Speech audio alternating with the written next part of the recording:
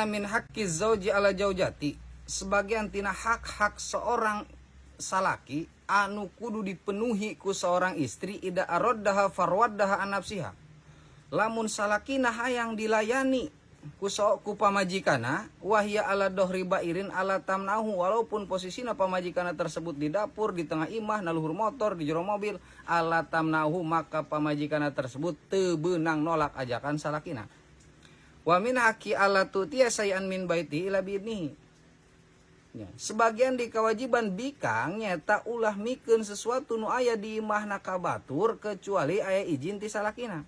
Pain paalat dalika kana alwijru alaiha, kumaha lamun bikang tersebut mikeun sesuatu nu aya di mana tanpa izin ti salakina, maka dosana tersebut ditanggung ku pamajikan. Wal ajru lahu, tetapi salaki tetap boga pahala. Wa min haqi alla tasumma tatawuan ila biidni, tina hak-hak seorang perempuan eta ulah puasa sunnah kecuali aya izin ti salakina. Pain paalat ja'atu hatishat ulam yutaqabbal minha, kumaha lamun maksa bae puasa kala puasa tanpa izin ti salakina, terus kalaparan kahausan, lam yutaqabbal minha, maka puasana tersebut moal diterima, terjadi pahala.